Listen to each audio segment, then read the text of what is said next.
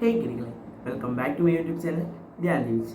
ഇന്ന് നമ്മൾ സംസാരിക്കാൻ പോകുന്നത് കുഞ്ചാക്കോ ബോബൻ നായകനായെത്തിയ ഓഫീസർ ഓൺ ഡ്യൂട്ടി എന്ന് പറയുന്ന സിനിമയുടെ റിവ്യൂവായിട്ടാണ്.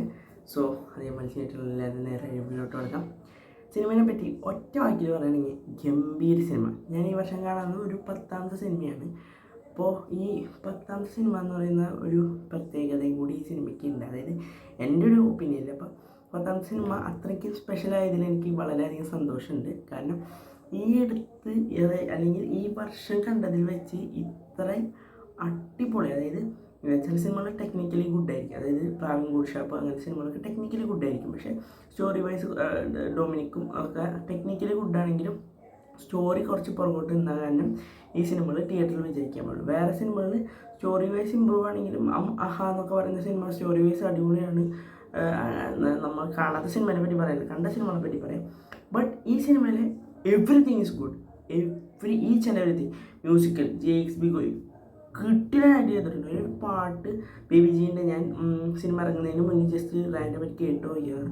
എനിക്ക് പിന്നെ ആ സമയത്ത് തന്നെ എനിക്ക് ഭയങ്കര ഇഷ്ടമായി. അതാണ് ഈ സിനിമ കാണാൻ എന്നെ പ്രേരിപ്പിച്ച ഘടകങ്ങളിലൊന്ന്. പാട്ടൊന്ന് തിയേറ്ററിൽ എക്സ്പീരിയൻസ് ആണ്. കാരണം ഞാൻ തിയേറ്ററിൽ പോകുന്ന, അതായത് ട്രെയിലറും ടീച്ചറൊന്നും കാണുന്ന ഒരാളല്ല.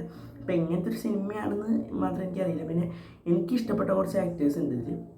റംസാൻ, അതുപോലെ തന്നെ ജഗദീഷ് ചേട്ടൻ, അങ്ങനെ കുറച്ച് ക്യാരക്ടേഴ്സ് ഉണ്ട്. അവരൊക്കെ ഒരു റോളുകൾ പക്കയായിട്ട് ചെയ്തിട്ടുണ്ട്.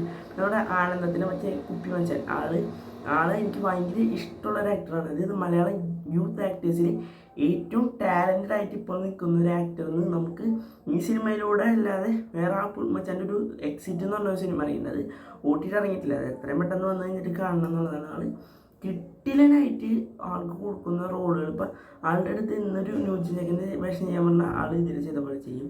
അതല്ല, ആളുടെ അടുത്തൊരു നാട്ടിൻപുറത്ത് ഏത് വേഷം ചേരുന്ന ഒരു അടിപൊളി നടനാണ്. ആളുടെ പേര് എനിക്ക് വെച്ചെന്തോ ആണ് വായിൽ വരുന്നില്ല, അതുകൊണ്ടാണ്. പക്ഷെ ആളൊരു കിഡിലാണ്. അതുപോലെ തന്നെ ഈ സ്റ്റോറി റൈറ്റർ, ഈ സിനിമയുടെ സ്റ്റോറി ചെയ്തവന് നായാട്ട്, ഇടവിഴ, പൂഞ്ചിറ, ജോസഫ് എന്ന് പറയുന്ന സിനിമകൾക്കും സ്റ്റോറി ചെയ്തത് ആൾ ഇപ്രാവശ്യം ഇതാക്കിയിട്ടില്ല. അതുപോലെ തന്നെ എടുത്തു പറയേണ്ട ഒരു ആക്ടറാണ് കുഞ്ചാക്കോ ബോബൻ. കുഞ്ചാക്കോ ബോബൻ്റെ കരിയർ ബെസ്റ്റ് പെർഫോമൻസ് എന്ന് എനിക്ക് പറയാൻ സാധിക്കും. കാരണം കുഞ്ചാക്കോ ബോബൻ്റെ ആളുടെ ഒട്ടുമിക്ക സിനിമകളിൽ ആൾ ഇത്തിരി ഒന്നില്ലെങ്കിൽ റൊമാൻറ്റിക് ചോക്ലേറ്റ് ഹീറോ ആയിട്ടുള്ള ആളുടെ പണ്ടത്തെ കാലഘട്ടം, അല്ലെങ്കിൽ ഇപ്പോഴത്തെ എടുക്കുകയാണെങ്കിൽ കുറച്ച് ത്രില്ലർ കോമഡി മിക്സ് ആയിട്ടുള്ള ക്യാരക്ടേഴ്സ്. പിന്നെ കുറച്ച് സിനിമകളിൽ ഒറ്റ നിഴൽ എന്ന് പറയുന്ന സിനിമകളിൽ ഇത് ആളൊരു ക്യാരക്ടർ ഇങ്ങനെ ഇത്തിരി സീരിയസ് ആയിട്ടുള്ള, ഇപ്പോൾ നായാട്ടിലായാലും അങ്ങനെ കേട്ടു. പക്ഷേ ഇതിലെ character not white not black boys grey, അതായത് പൊട്ടയാണെന്ന് വെച്ചാൽ അസല് പൊട്ടയാണ്, എന്നാൽ നല്ലതാണെന്ന് വെച്ചാൽ ആളുടെ ഒരു സൈഡിൽ നിന്ന് ചിന്തിക്കുമ്പോൾ ആൾ നല്ലതാണ്. വേണമെങ്കിൽ ഈ ക്യാരക്ടറിനെ വില്ലനായിട്ട് ഒരു സിനിമ എടുക്കും. അപ്പോൾ നമ്മൾ മാർക്കോനെ നമ്മൾ നായകനായിട്ട് മാർക്കോ സിനിമയിൽ അക്സെപ്റ്റ് ചെയ്തത്, അതുപോലെ വില്ലനാക്കാവുന്ന ഒരു ക്യാരക്ടറാണ് ശരിക്കും കുഞ്ചാക്കോ ബോബൻ്റേത്. അത് പറഞ്ഞാൽ കൂടുതൽ സ്പോയിലർ ആകും. പക്ഷേ അത്രയ്ക്ക് ഷോർട്ട് ടെമ്പേർഡ് ആയിട്ടുള്ള ഒരു പോലീസുകാരൻ, അതായത് ഒരു റഫ് ആൻഡ് ടഫ് പോലീസുകാരനായിട്ടാണ് ഇതിൽ വരുന്നത്.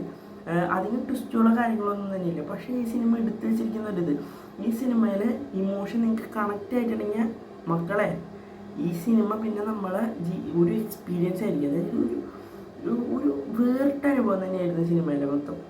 ഓരോരോ ഫൈറ്റ് സീക്വൻസസും കാര്യങ്ങളൊക്കെ ആയിട്ട് was really too good. Technical side, music, ആക്ടേഴ്സിൻ്റെ അഭിനയം, അതുപോലെ തന്നെ ഒരു സീനുണ്ട് മച്ചാനെ. അതായത് നമ്മൾ ഉദാഹരണം പറഞ്ഞാൽ ചിലപ്പോൾ നിങ്ങൾക്ക് പെട്ടെന്ന് കത്തും, അതുകൊണ്ട് ഉദാഹരണം പറയാൻ പറ്റില്ല. കാണാം, എന്തായാലും മസ്റ്റ് വാച്ചാണ്. തിയേറ്ററിൽ എന്തായാലും പോയി കാണണം, അല്ലെങ്കിൽ OTT കണ്ടാൽ നിങ്ങൾക്ക് നഷ്ടമായിട്ട് തോന്നും.